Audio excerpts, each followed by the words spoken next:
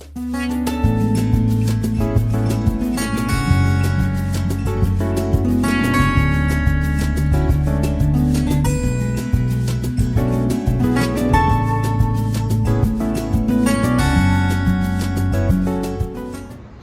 my name's Laura. Welcome to my channel.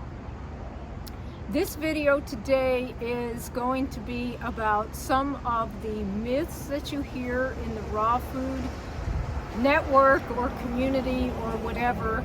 And I decided to do this because I feel like sometimes what I try to do is to keep people from getting discouraged on a raw vegan diet, or whether it be just vegan or wanting to add in more raw foods. I really feel like I want to see people try to eat healthier and add more fruit and greens and less processed foods.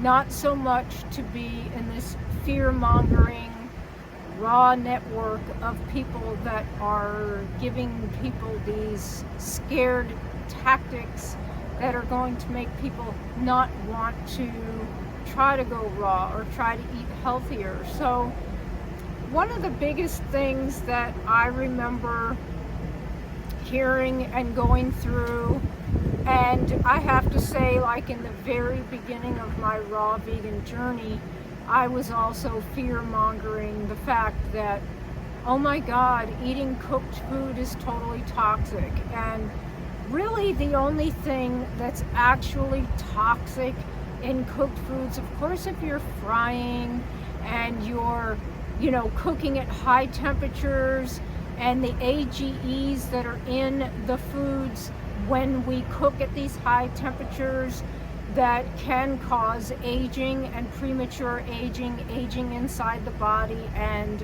actually starts to show on the outside of the body.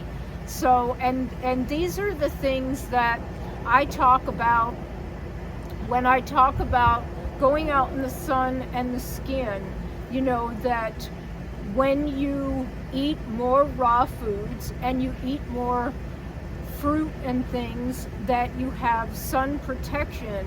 It does not mean that you should go out in the sun for hours, which is part of another myth of, oh, when you eat raw food, you can just go out in the sun for 10 hours a day and nothing's going to happen. I live in Florida now, and my back got burnt on the beach, so it's not like I don't burn at all if I'm out there for hours, but I do have more protection, and I do notice that I don't burn as easily.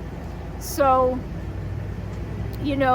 things like steaming a little bit of broccoli, or once in a while I will steam an artichoke because I like artichokes, and to have an artichoke you have to at least steam it, and I put it in like a colander thing, and I just kind of lightly steam it so that I can actually still eat it, because you can't actually eat them raw. Or sometimes people want to steam broccoli because it can be very gassy and things, and it can help a little bit with digestion, especially if people are starting on a raw vegan diet. So no, eating things that are steamed and stuff like that are not toxic.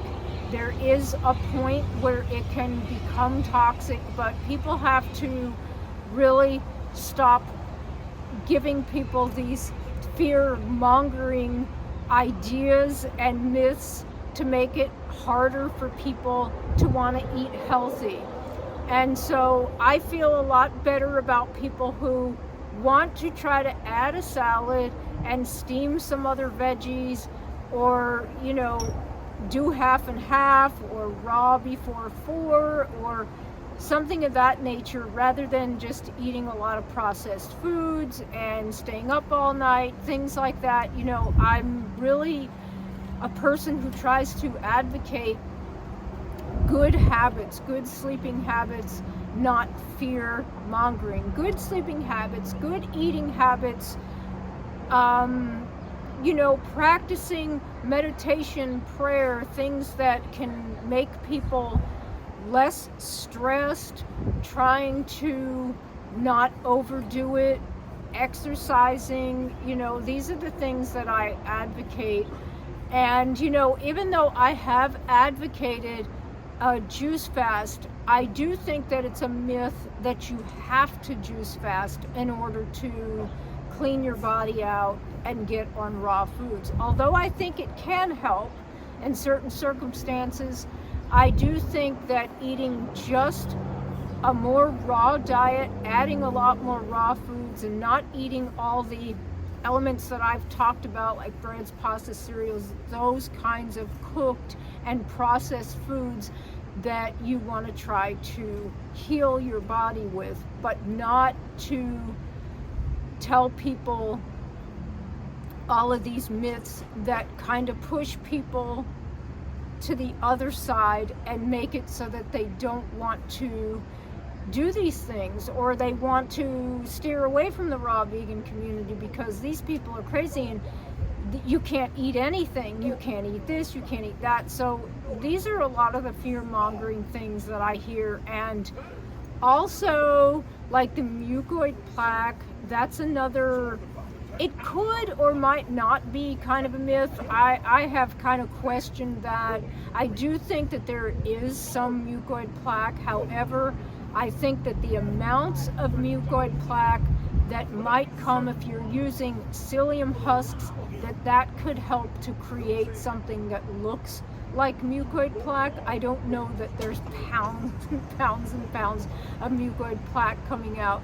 So, you know, these things are things that I just feel have to be kind of balanced out and not go over the top with. And there's many other myths out there that you hear, but the toxicity in foods when they're cooked, and the mucoid plaque thing, and all the juice fasting, and you know, one thing that I have to say that I see a lot of is I see a lot of people doing a lot of juicing.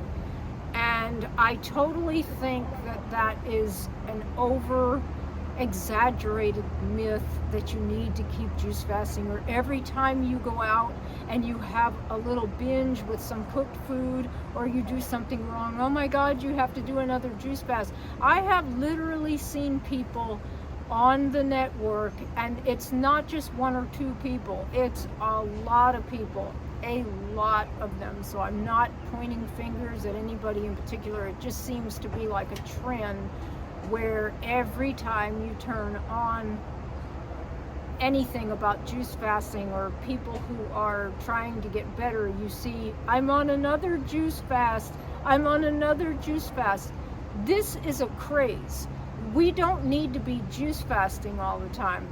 And I really feel that it's important that people actually start eating, you know, and feeding themselves actual food with the fiber in the food. That I think is really important. I don't advocate a lot of this juice fasting to such a high level, and I think that it really should be regulated if you do a lot of days juice fasting.